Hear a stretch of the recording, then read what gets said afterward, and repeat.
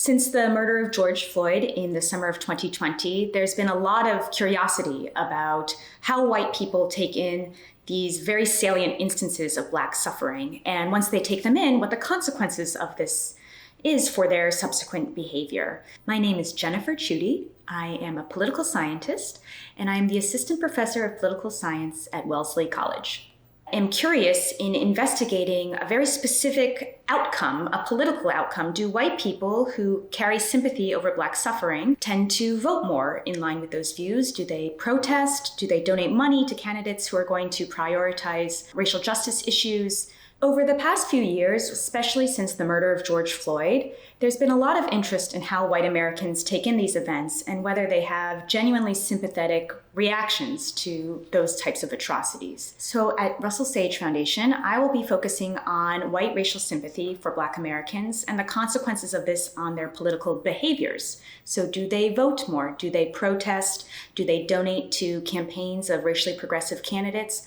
I'll be looking to interrogate how genuine this sympathetic reaction is and if there are certain circumstances that can unlock its expression in politics. Previous scholarship has really understood white racial attitudes through a single prism, and that's prejudice. And that's defensible and understandable because this is a very powerful attitude in American politics. But I hope to find that that attitude can still be intact while other attitudes exist alongside it. And ultimately, I'm hoping that the research I conduct at Russell Sage will give us insight into how complex white attitudes about race in America are. At the Russell Sage Foundation, I'm working on a series of articles, all surrounding the topic of racial sympathy, and I'm going to look at racial sympathy and a few kind of related topics that may help propel sympathy into action. So one is political efficacy. Do people feel like they can actually change politics? And another is political trust. Do people trust the American government and American politicians to act on behalf of advancing racial equality? So I'm going to consider how those really important tenets of public opinion may interact with racial sympathy to encourage political behavior.